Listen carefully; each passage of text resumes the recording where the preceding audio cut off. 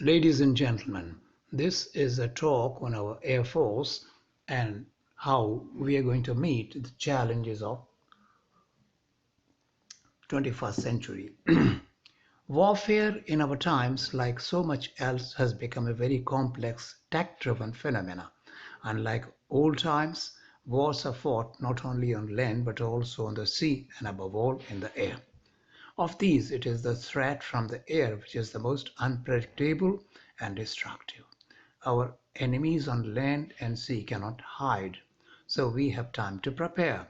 But when an enemy strikes from the air, the attack might be so swift and sudden that we are caught unawares. And by the time we have woken up, the enemy aircraft has already vanished after inflicting huge damage. No doubt, there are gadgets like radars and other warning systems to keep us forewarned. But we live in an age of stealth bombers. They have the capability to largely escape detection by conventional radars and quietly do their job and then flee. So, what do we do about such warfare? Moreover, we do not choose our neighbors.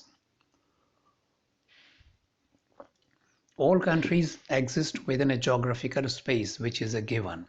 And India is one of the most unfortunate countries as regards its borders. For both on our east and west, we have two countries which have no interest in cultivating amicable neighborly relations with us. Indeed, all they want is to destroy us somehow through gradual attrition or through downright war. China especially has started baring its teeth during the last few years, and we have to mount a 24-hour guard along a thousands of miles frontier against its sinister designs. Ironically enough, the threat emanating from it cannot be easily ignored either, for it is the most heavily militarized country in the world. Also, it has the second most powerful armed forces in the world. So, are we prepared? In this context, I recall a proverb: eternal vigilance is the price of liberty. This is very true. Looked at from this perspective, one feels a little sorry for our own previous governments. We have known at least from 1961, when they initiated a small scale war against us, that the Chinese are no friends of ours. Yet we must be able to see the merits of even our adversary.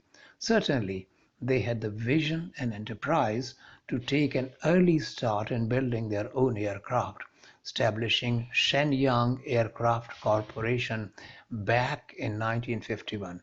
No doubt, in early phases, they imported fighter aircraft from Russia, but they were fast learners and picked up very early the extremely complex mechanics and avionics that go into the making of military aircraft. Nor did they hesitate to steal cutting edge technologies in aviation from the United States. The net result is that they now make all types of military aircraft: transport planes, trainers, bombers, fighters, and even stealth fighters, as also their own helicopters of various types and armed drones. The biggest demand nowadays is for stealth fighters. This is because they are able to hoodwink radars and all other early warning systems because of their very sophisticated technologies. These enable them to hit an enemy and run safely away even before it has woken up to the danger of an air attack. USA has always been the world leader in manufacturing armaments. It has been operating such aircraft for many decades. It flew a full-size stealth technology demonstrator as early as 1977, and its B-2 Spirit stealth combat fighter entered service in 1997. Even now, the world's best stealth fighter is its fifth generation F-35 in three variants of A, B, and C. It's an all-weather, multi-role combat aircraft. Inducted into the US Air Force and Navy 7 years back, it has the most cutting-edge stealth technologies which give it a huge advantage both in attack and defense. Because of its proven capabilities, it is being purchased worldwide, from Japan and Australia in the east to UK, Norway, Italy, Netherlands, etc. in the West. Russia followed close behind with its Su-57 stealth bomber. And the important thing is, even China did not lag far behind. By 2017, it had inducted its stealth fighter Chengdu J-20 into its air force. Enter Hindustan Aircrafts Limited. Compared even to China, we will have to catch up fast. This was underlined by a recent assessment of IAF by its present chief, Air Marshal V.R. Chaudhary. He also laid out the roadmap for future. For a country the size of India and with such a sensitive neighborhood, we do need a minimum of 42 fighter squadrons. Unfortunately, we have only 31, as he said on October 4, 2022. Moreover, during the next decade, we will have to retire remaining squadrons of MiG-21 as also 6 squadrons of Jaguar fighters. 3 squadrons of MiG-29 and 3 of Mirage 2000 will also have to be retired by mid-2030s. Government is very serious about plugging these gaps, and the policy emphasis, remarkably enough, is on manufacturing most of our defense requirements locally from now on. The government-owned HAL has responded to the need of the hour by supplying 2 squadrons of Tejas Mark I to IAF during this year. This is a light combat aircraft with quite sophisticated avionics and substantial striking power. The government has also placed orders worth Rs 48,000 crore for 6 squadrons of 83 Tejas Mark 1A, which will be a more advanced version of its predecessor. A still bigger and medium-weight fighter is Tejas Mark II, which is also in the production stage. This will have a wider combat range, carry a bigger payload and more fuel, as also have more hardpoints for ammunition. Its General Electric F414 engine will provide it a bigger thrust also. The plan is to induct 6 squadrons of this powerful aircraft.